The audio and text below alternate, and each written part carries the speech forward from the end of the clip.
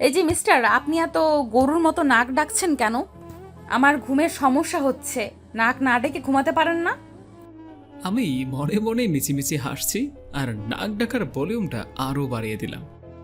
অবশেষে রিয়া আমার নাক ডাকার শব্দ সহ্য করতে না পেরে আমার কানের কাছে এসে জোর গলায় বলল, আপনি নাক ডেকে ছাড়া ঘুমাতে পারেন না? তখন আমিও একটু অভিনয় করে লাফ মেরে উঠলাম। এই তুমি এত চিল্লাচ্ছ কেন? কি হয়েছে?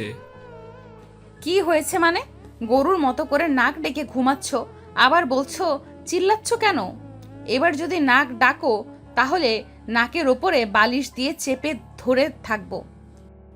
ওই, তুমি যখন নাক ডেকে আমার ঘুমের 12টা বাজাও, তার বেলায় কিছু হয় না? কি? আমি নাক ডাকি, তাই না? এমন মিথ্যা কথা আপনি কিভাবে বলতে পারলেন? আর আমি কখনো নাক ডাকি না। হে আল্লাহ, এই মেয়েকে আমি এখন কেমন করে বুঝাই? যে নাক ডাকে সে কখনোই কি নিজের কানে নাক ডাকার শব্দ শুনতে পায়? তোমার যদি বিশ্বাস না হয় তাহলে তুমি গিয়ে ঘুমিয়ে পড়ো, আর যখন তুমি ঘুমের ভিতরে নাক ডাকবে তখন আমি তোমার নাক ডাকাটা মোবাইলে রেকর্ডিং করে তোমাকে পড়ে শোনাবো। তখন তো বিশ্বাস করবে নাকি? এই কথা বলা মাত্র রিয়া মনে মনে বিড়বিড় করে কি যেন বলল, কিছুই বুঝতে পারলাম না। থাক, আপনাকে আর এত কিছু করতে হবে না। এবার দয়া করে আপনি নাক ডাকা বন্ধ করে আমাকে একটু ঘুমানোর সুযোগ দিন। আমার নাক ডাকা বন্ধ হবে যদি আমাকে খাটের উপর ঘুমানোর সুযোগ দাও। আর এখন তুমি সিদ্ধান্ত নাও কি করবে, ঘুমাতে চাও নাকি চাও না? রিয়া কিছুক্ষণ চুপ করে থাকলো, কোনো কিছুই বলছে না। আমি মনে মনে চিন্তা করতে লাগলাম, নীরবতা সম্মতির লক্ষণ। যদি রাজি হয়ে যায় তাহলে তো কোনো কথাই নাই। রিয়া অনেক চিন্তা করে হ্যাঁ সম্মতি দিল, কিন্তু তার সাথে শর্তও জুড়ে দিল। আর রিয়ার শর্ত হলো এটাই যে আমরা একই খাটে ঘুমাবো, কিন্তু মাঝখান দিয়ে কোলবালিশ থাকবে। আপনি কখনো যেন আমার কাছে আসার চেষ্টা করবেন না। আর যদি কোনো রকমভাবে আপনি আমার কাছে আসার চেষ্টা করেন না, তাহলে কিন্তু আমি চিৎকার করব এবং আব্বু আম্মুকে বলে দেব যে আপনি আমার সাথে খারাপ ব্যবহার করেছেন। আমি রিহার দেওয়ার শর্তে হ্যাঁ সম্মতি দিলাম। তো যাই হোক, ফ্লোর থেকে যখন খাটের উপর ঘুমানোর পারমিশনটা পেয়ে গিয়েছি, তখন মাঝখান থেকে কোলবালিশ সরাতে বেশি সময় লাগবে না। আমি ফ্লোরের উপর থেকে বালিশটা হাতে নিয়ে একটা গান গাইতে লাগলাম। আহা কি আনন্দ, এখন ফ্লোরে ঘুমানো বাদ দিয়ে ঘুমাবো খাটের উপরে। গানটি শেষ করেই আমি খাটের উপরে লাফ দিয়ে উঠে বাচ্চাদের মতো করে শুয়ে পড়লাম। কিন্তু এই শুয়ে থাকাটা আমার 1 মিনিটও স্থায়ী হয়নি।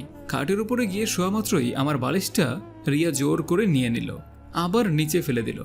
আমি তো ভ্যাবা চেকা খেয়ে গেলাম। কি হলো? আমার বালিশ নিচে ফেলে দিলে কেন? আপনার বালিশ নিচে ফেলে দিলাম কেন, সেটার কারণ আপনি এখনো বুঝতে পারেননি? আপনি তো একটা পাগল। কারণ মাঝরাতে পাগলে ছাড়া কখনো কেউ গান গাইতে দেখেছেন কাউকে?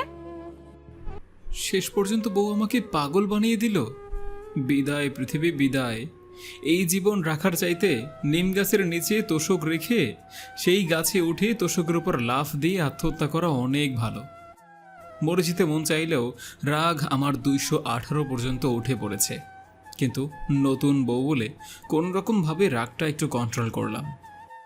রিয়াকে বোঝানোর চেষ্টা করলাম আনন্দের ঠেলায় আমার মুখ দিয়ে গান বেরিয়ে পড়েছে। এরকম ভুল আর কখনো হবে না মহারানী। ঠিক আছে, এইবারের মতো আপনাকে ক্ষমা করে দিলাম, কিন্তু দ্বিতীয়বার যেন এমন ভুল আর না হয়। আমি রিয়ার কথায় হ্যাঁ সম্মতি দিয়ে আবার খাটের উপর গিয়ে শুয়ে পড়লাম। আমরা দুজন স্বামী স্ত্রী হলেও আমাদের মাঝখানে রয়েছে চীনের প্রাচীন মানে কোলবালিশ। কিছুক্ষণ পর দেখে আবার সেই নাক ডাকা শুরু হলো। আমি মনে মনে ভাবলাম যে মহারানী যেভাবে নাক ডাকছে, যদি রেকর্ডিং করে আমার মোবাইলে রিংটোন তৈরি করি কেমন হবে? না থাক, এমনটা করা ঠিক হবে না। এমনিতেই অনেক রাগী, আবার যদি এমন কাজ করে তাহলে হয়তো আমার আর রুমের ভেতর ঘুমানোর সুযোগটাও থাকবে না। এসব কিছু ভাবতে ভাবতে ঘুমের দেশে হারিয়ে গেলাম। সকালবেলা উঠেই রিয়ার রূপের সৌন্দর্যের দিকে আমার দুটি চোখের ছোঁয়া লাগলো। কিছুক্ষণের জন্য আমি রিয়ার সৌন্দর্যের সাগরে আমি ডুবে গেলাম। এলোমেলো চুলগুলো যেন রিয়ার সৌন্দর্য আরও বাড়িয়ে দিয়েছে। কিন্তু এভাবে তাকিয়ে থাকা আর সম্ভব হলো না। অফিসের দেরি হয়ে যাচ্ছে, বস আবার উল্টাপাল্টা বকুনিও শুনতে হবে। তাই তো আমি ফ্রেশ হয়ে সকালের নাস্তা খেয়ে বাইকটা নিয়ে অফিসের উদ্দেশ্যে রওনা দিলাম। মেয়েটা রাগী হলেও চেহারাটা অনেক মায়াবী। আস্তে আস্তে আমি রিয়াকে অনেক ভালোবেসে ফেলেছি, কিন্তু আমার এই ভালোবাসাটা ও কি বোঝাবো কি করে? অফিসের ব্যস্ততার মাঝেও রিয়ার কাছে ফোন করলাম, কিন্তু রিয়া ফোন রিসিভ করলো না। কয়েকবার ফোন দিলাম, তবুও রিয়া ফোন রিসিভ করলোই না। অফিস টাইম বেশ ভালোই যাচ্ছিল, কিন্তু রিয়া যখন আমার ফোন রিসিভ করলো না, তখন আমার মনটা অনেক খারাপ হয়ে গেল। অফিসের কাজের ব্যস্ততার মাঝেও যেন প্রতিটা ঘন্টা আমার কাছে অভিশপ্ত মনে হচ্ছে। অনেক প্রতীক্ষার পর অফিস ছুটি হলো। বাসায় এসে আমাকে জিজ্ঞেস করলাম যে রিয়া কোথায়। ওর কাছে কয়েকবার ফোন করেছিলাম, কিন্তু ফোন রিসিভ করে নাই। আম্মা বলল ওর আম্মু ফোন করেছিল, ওর ছোট ভাইয়ের শরীর নাকি খুব অসুস্থ, তাই ও বাসায় গিয়েছে।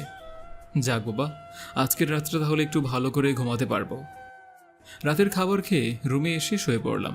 রুমটা যেন আজকে অনেক ফাঁকা ফাঁকা লাগছে। রিয়াকে আবার ফোন করলাম, কিন্তু ফোন রিসিভ করলো না। সাথে সাথে কয়েকটা মেসেজও করলাম, কিন্তু একটা মেসেজের রিপ্লাইও পেলাম না। পাগলিটা আমার সাথে যতই অভিমান করে না কেন, তার অভিমানগুলো কেন জানি আমার কাছেও অনেক ভালো লাগতে শুরু করে। আর এই ঘরটা যেন আজ অনেকটা অন্যরকম লাগছে। কোনো কিছুর একটা অপূর্ণতা রয়েছে। কোনোভাবেই আমি আমার মনটাকে স্থির করতে পারছি না। বারবার রিয়ার কথা মনে পড়ছে। রিয়াদের বাসা আমাদের বাসা থেকে কয়েক কিলোমিটার দূরে, কিন্তু রাতের বেলা যদি নতুন জামাই শ্বশুরবাড়িতে যায়, তাহলে শ্বশুরবাড়ির লোকরা কি বলবে? এখন আমি না পারছি ঘুমাতে, না পারছি শ্বশুরবাড়ি যেতে। নিজে নিজেই সিদ্ধান্ত নিলাম, কালকে সকালে রিয়াদের বাসায় গিয়ে ওকে একটিবারের জন্য হলেও দেখে আসব। কিন্তু রিয়া আমার ফোন রিসিভ করলো না কেন? যাই হোক, এইসব কিছু চিন্তা করে কোনো লাভ নেই। কালকে যখন রিয়াদের বাসায় যাব, তখন না হয় রিয়ার কাছেই সব কিছু জেনে নেব। সকালে ঘুম থেকে উঠে ফ্রেশ হয়ে বাইকটা নিয়ে রিয়াদের বাসার উদ্দেশ্যে রওনা দিলাম। বিয়ের পর আজকেই প্রথম দিন শ্বশুর বাড়িতে যাচ্ছি। রিয়াকে আমি এতটা ভালোবেসে ফেলেছি যেটা আমি বোঝাতে পারবো না। কিন্তু রাগী বান্দরনিটা তো আমাকে একটুও বোঝে না। আমি কখনো ভাবিনি যে রিয়াকে আমি এতটা ভালোবেসে ফেলবো। এসব কিছু ভাবতে ভাবতে রিয়াদের বাসার সামনে এসে পৌঁছালাম। ভেতরে ঢোকার সাহস পাচ্ছি না। গেটের সামনে এসে 10 মিনিট ধরে দাঁড়িয়ে দাঁড়িয়ে ভাবছি ভেতরে যাব কি যাব না। রিয়া যদি কোনোভাবে আমাকে অপমান করে দেয়, কারণ ও তো আমাকে একটুও সহ্য করতে পারে না। কিন্তু আমি আর থাকতে পারছি না। একটিবার হলেও রিয়ার সাথে আমার দেখা করতেই হবে। সব ভয় ত্যাগ করে গেটের সামনে দাঁড়িয়ে না থেকে বাসার ভেতরে ঢুকে পড়লাম। বাসার ভেতরে ঢুকতেই দেখি রিয়ার ছোট ভাই রিফাত খেলা করছে। রিফাত আমাকে দেখেই আদো আদো স্বরে জোর গলায়, আপু আপু দেখো ভাইয়া এসেছে। আমি তো মনে মনে বললাম, গলায় কি ভয়েস মায়েরি! যেমন রিয়ার গলার ভয়েস, তেমনি রিফাতের। রিফাতকে নিয়ে আমি রুমের ভিতরে গেলাম। রুমের ভিতরে যেতেই দেখি রিয়ার বাবা মা বসে আছে। আমি সালাম দিয়ে শুভেচ্ছা বিনিময় করে জিজ্ঞাসা করলাম যে রিয়া কোথায়। রিয়া রুমের ভেতরে বাবা। আমি সোজা রিয়ার রুমের দিকে চলে গেলাম। গিয়ে দেখি রাগিনী রুমের ভিতরে খাটের উপর বসে বসে মোবাইলে গেমস খেলছে। আমি আস্তে আস্তে ওদিকে এগিয়ে যাচ্ছি আর মনে মনে ভাবছি, হে আল্লাহ, তুমি আমার মান সম্মানটা রেখো। কিন্তু নিঃশব্দ পায়ে হেঁটে রিয়ার কাছে গিয়ে, কেমন আছো তুমি?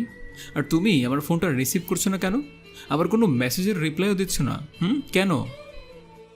আমি কেমন আছি সেটা আপনাকে জানার দরকার নেই। আর আপনি আমার কে, তাই আমি আপনার সাথে কথা বলবো? আমি কে তুমি জানো না? আর সব সময় তুমি আমার সাথে এমন রাগ দেখিয়ে কথা বলো কেন? হ্যাঁ, আমি তোমার স্বামী, তাই তোমার ভালো মন্দ দেখার দায়িত্ব কিন্তু এখন আমার। আমি আপনাকে কখনো আমার স্বামী বলে স্বীকার করি না। আপনি এখন আসতে পারেন। এই কথা শোনা মাত্রই আমার মেজাজটা তখন 360 ডিগ্রি পর্যন্ত উঠে পড়েছে। আমি রুমের দরজাটা বন্ধ করে দিলাম। আপনি রুমের দরজা বন্ধ করছেন কেন? দেখুন, আমি কিন্তু চিৎকার করব। তুমি চিৎকার করবা আর যা করবা করো। আমি রিয়ার হাতটা চেপে ধরে বললাম, এবার বলো, আমি তোমার কে? আপনি আমার কেউ না। কয়েকবার জিজ্ঞাসা করলাম, প্রত্যেকবার একই উত্তর দিল, আমি আপনার কেউ না। আমি আর রাগ কন্ট্রোল করতে না পেরে দিলাম 2 গালে 2টা থাপ্পড়। সেই সাথে রিয়াও আমাকে 2টা কষিয়ে থাপ্পড় দিল। তুমি যখন বউ হয়ে স্বামীর গালে থাপ্পড় মারতে পারো, আমি কেন পারবো না? পরপর দিলাম আবারও 3টা থাপ্পড়। আর তারপর রিয়ার হাত দুটো ধরে রাখলাম যেন আমাকে আর মারতে না পারে। রিয়াকে থাপ্পড় মারার পর চিন্তা করতে লাগলাম, পাগলিটাকে এমন জোরে থাপ্পড় মারাটা আমার মনে হয় না ঠিক হয়েছে। না জানি হাতখানা ছেড়ে দিলে আমার অবস্থা কী করে। শরীরের সমস্ত শক্তি দিয়ে রিয়ার হাত দুইটা ধরে থাকলাম। এবার বলো, তুমি আমার কে?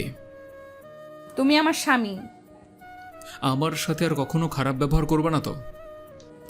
না, আর কখনো তোমার সাথে খারাপ ব্যবহার করব না। তারপর হাত দুইটা ছেড়ে দিলাম। এবার লক্ষ্মী মেয়ের মতো করে বাসায় চলো। ওদিকে আমার অফিসেরও কিন্তু সময় হয়ে যাচ্ছে। রিয়া একটুও দেরি করলো না। 10 মিনিটের মধ্যে রিয়া একটা নীল শাড়ি পরে আমার সামনে উপস্থিত। মনে মনে ভাবতে লাগলাম, মাত্র 5টা থাপ্পড় দিয়ে রাগিনী বউটা এখন আমার সাথে এত ভালো ব্যবহার করছে। রিয়ার মুখের দিকে তাকিয়ে দেখি নীল শাড়িতে অসম্ভব সুন্দর লাগছে। আমি অধীর আগ্রহ নিয়ে রিয়ার মুখের দিকে চেয়ে থাকলাম। রিয়া আমার সামনে এসে, এই যে তুমি মিস্টার আবির, এমন করে কি দেখছো? আমি চমকে উঠলাম। উফ, তুমি এমন কেন? হ্যাঁ, একটু মন ভরে দেখতেও দিলে না? তোমার না অফিসের দেরি হয়ে যাচ্ছে, চলো তাড়াতাড়ি। ও হ্যাঁ, আমার তো অফিসের দেরি হয়ে যাচ্ছে। এই বলে রুম থেকে বেরিয়ে পড়লাম। রিয়া মা, আরে এই তো আসলে, আবার এক্ষুনি চলে যাচ্ছ? হ্যাঁ, আবার কোনো একদিন সময় করে আসবো। এখন আমার অফিসের দেরি হয়ে যাচ্ছে। বাড়িতে এসে রিয়া বাচ্চাদের মতো করে বায়না ধরলো, চলো না আজকে আমরা অনেক ঘুরবো আর শপিং করব। আমি এটা চিন্তা করে উঠতে পারছি না যে রাগিনীটা এত ভালো কি করে হয়ে গেল। আজ প্রথম রিয়া আমার সাথে ঘুরতে যাওয়ার বায়না করেছে, আর সেটা যদি আমি পূরণ করতে না পারি তাহলে বিষয়টা অন্যরকম হয়ে যায়। তাই তো রিয়ার কথায় সম্মতি দিলাম।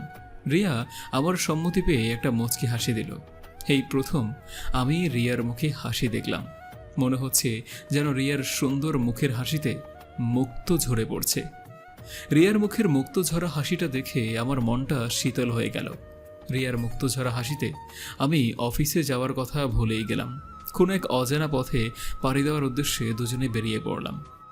সারা দিন ঘোরাঘুরির মধ্যে দুজনার পছন্দ মতো অনেক শপিং করে সন্ধ্যার দিকে বাসায় ফিরলাম। দুজনেই ফ্রেশ হয়ে রাতের খাবার খেয়ে রুমে আসলাম। রুমে আসতে না আসতেই রিয়া আবার বায়না ধরলো, চলো না ছাদে যাই, আজ দুজনে অনেক গল্প করব। আমি আর না করতে পারলাম না। আজ রিয়া যেন পুরোটা পরিবর্তন হয়ে গিয়েছে। যেই মেয়েটা কখনো আমাকে তার ধারে কাছেও যাওয়ার সুযোগ দিত না, কোনো কথা বলার আগেই আমার উপর অভিমান করত, আজকে সেই মেয়েটা আমাকে তার নিজের মনে জায়গা করে নিয়েছে। আজ নিজেকে অনেক ভাগ্যবান মনে হচ্ছে। আর দেরি না করে দুজনে ছাদের উপর গিয়ে দোলনায় বসে আকাশের দিকে তাকিয়ে মনে হচ্ছে আকাশের চাঁদটাও যেন অসম্ভব সুন্দর লাগছে। আমি রিয়ার নিস্তব্ধ মুখের দিকে একবার আর ওই দূর আকাশের চাঁদটার দিকে একবার তাকাচ্ছি। চাঁদের আলোয় রিয়ার মুখের সৌন্দর্য আমাকে কোনো এক নেশার আবির্ভূত করে তুলছে। হঠাৎ রিয়া আমার হাতের উপর হাত রেখে বলল, আমি কখন থেকে দেখছি তুমি একবার আমার দিকে, একবার ওই আকাশের চাঁদটার দিকে তাকাচ্ছ, কি হয়েছে তোমার? আমি চমকে উঠে, কই কিছু না তো, তুমি কিছু বলবে? এই যে লাজুক ছেলে, এত ভয় পাচ্ছ কেন? আমি একটা জিনিস চাই, সেটা পারবেন তো দিতে? পারবো। একটা রাজকন্যা গিফট করতে পারবে? আমি লজ্জা কণ্ঠে বললাম, তুমি শুধু আমাকে ভালোবেসে যাবে, আমি তোমায় পৃথিবীর সব সুখ দিয়ে দেব। সমাপ্ত।